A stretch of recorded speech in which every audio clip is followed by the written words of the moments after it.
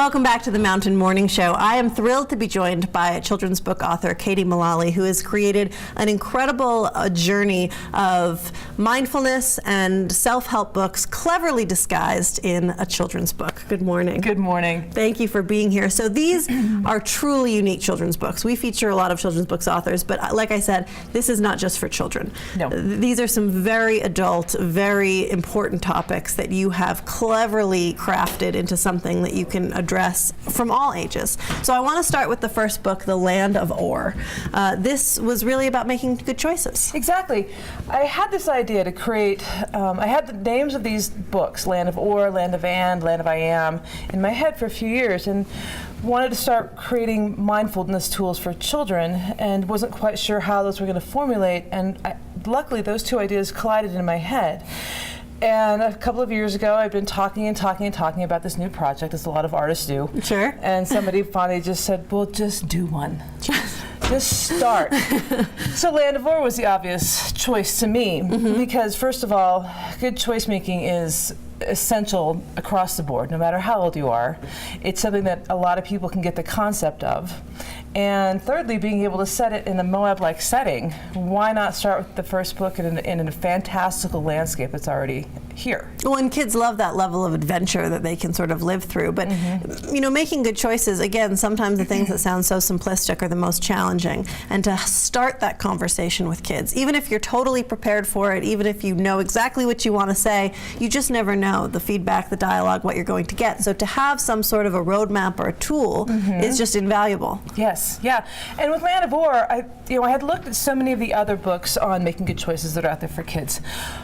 Great messages, although they can be a little flat. You know, maybe they're not in fun rhymes, or just the same kind of old school, Johnny chooses between A or B. So we decided to take this journey, leave out all humans. So there's no characters that anyone would recognize, so that we wouldn't be leaving anyone out. So and you also wouldn't be pushing someone into a direction that they thought they had to choose, because that would be the right answer. Exactly. I think with kids, they're so concerned with making, you know, there's a right or a wrong. Yeah. And they're worried about what someone else may think or what they're being told to do. So this really leaves it wide open for them. Yeah, and it appeals to all demographics, because, like I said, there's no male, female, there's no gender, there's no race. It's all brand new characters, and it's, you know, looking at so many of the books I was researching, and even as an adult, the steps for good choice making, one of the most important things is the intention behind the option that we're considering.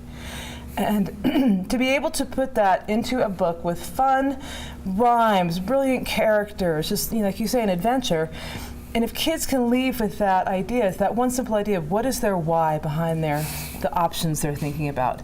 And so that was really, it made sense for that to be the first book to start with. And I think that's something so powerful, like you said, for adults and for children, the intention behind things. Yes. The intention of why you're choosing this, the intention between why you're attacking this project or why you're doing something else. Right. People sometimes don't stop to think about that, and that's really going to lead you down the right path. Yeah, and if you could stop and think about the intention behind every choice you make, whether, you know, you think, okay, why am I choosing that? Well, deep down, it's to make someone else feel bad, or to leave someone else out, or if it's a good intention, then go with it, because if you do that one step, your choices improve just exponentially. Well, even as adults, just to be conscious of that and have that mindfulness and have that awareness of your surroundings and your decision making is just powerful in itself, let alone introduce it to kids. Yes. Fantastic. All right, let's keep going to the next one, The Land of I Am. This is the one that just came out, and this is the one that's closest to my heart, and I think a lot of adults will resonate with this even more than the other two, because two of the most powerful words we can use are I am, because every time you say I am, it shapes how you see yourself. We don't really recognize, I'm so tired. Well, then you see yourself as tired. As, I'm fat, I'm lazy, I'm whatever. And unfortunately, most of the I ams we use are negative. Yes. And so subconsciously, we're creating these inner reflections of ourselves that then project what we show to the world. And so Land of I Am is a journey through a maze of warped mirrors, because each of the mirrors represents the I ams that we say, and to recognize them, where they come from, and how to get past them. And it's not even just our own I ams. There's a couple of sections when you first start the journey, excuse me, of whether it's looking for approval from someone else. And I think I know a lot of us do that. And that may work on the surface, because if someone says, yay, you look great, then you think, okay, I'm great. But then if that approval changes, it can be devastating.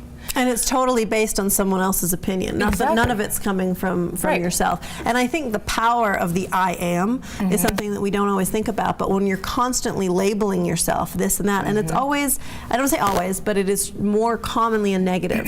Yes. Where, especially with kids, you're taught, well, you don't want to say, I am very smart. I am Right. very, that's rude. That's being arrogant. That's being this. So you constantly are using the I ams in a negative connotation, and those stick. They do. And you bring up a good point. We're so rarely are we encouraged or taught to use positive I ams. You're conceited, you're arrogant if you're saying, you know what, I'm smart, I'm good at this, I'm good enough. I'm strong, I'm enough. Yes, Yeah. exactly. Or just I am enough. Yes, exactly. And it's unfortunate that we do that. And I love it when parents, I have a number of parents that have started to read Land of I Am before they even have kids, or their kids are really little, because they want to be able to fix their own I ams before they start raising their children, so that then they have the tools to make sure that their kids' I ams are the best they can be. And they're not passing any of their own stuff, Yes. right, onto their children. All of our stuff that we don't want to pass on. And so then we have this one as well. And I think the map, I want to talk about that one on the back, but the Land of And. Yes, inclusion, embracing differences. So important right nowadays. Now. And instead of it being another one of the typical books, well, make sure that Susie can play with you at the playground, and make sure Johnny's included, or Hank may look different. This is again another book full of just crazy, different, unique characters, and it's a river trip. You start with a little bland boat that represents your life if you don't include others, and as you gather these different characters as you float along, the book gets full and bright and colorful, and each character represents a different way to include somebody else, or honor their differences, or just maybe it's just something as simple as saying hello to someone, or there's this flock on the dock with their style and color galore. Some people have different styles. People look different. Some they people have want to just be heard, give them something to do, and so. Well, I love that they start off and it's a very bland existence in a quiet boat, and everything's the same, and you're just alone. But then how much fuller your life gets when you include other people. Exactly, that metaphor. But these really aren't just for children. That's what I love about this. And I think the best children's books are the ones that, the moms and dads are sitting up at night reading, and they're going, oh, yes, and you're getting something out of it as well. Exactly. It's so smart. And then I want to just show people quickly in the back the map of And. This is, here, there we go. This one is just so clever to be able to see all the different locations that the different characters go to. I think that one's so fun. So we've got the the freckled fields, the rejection rapids, the Hermes Hollow, and it just puts a little clever childlike spin on something that's a really serious topic. It is, and with Land of I Am, if I can show this, we have the map here, and Land of I Am is a maze. And so with this maze, again, each of these sections in the book has a name in the map, and then the map then leads you to our website that has a travel guide. So as a parent, so it's a full encompassing experience for especially these with Land kids. of I Am, how to talk about things like if someone's being negative towards you, it's typically not about you. It's a reflection of their own internal state, and how to really talk about these things or think about these things. When it's never too early. It's one of my pet peeves when people really infantize children and try and cover things up or not have an honest discussion with them. It's never too early, and then you always run the risk of waiting too long. But what a clever way to start the introduction, to have a roadmap, to have that interaction with your own child, and then also a nice helpful reminder for all of us grown-ups. Exactly. that can use it. So where are these books available here in town? So here in town, they're at Atticus Coffee Shop and Dolly's Bookstore. And I'm doing I'm at Dolly's tonight from 5 to 7 for a signing.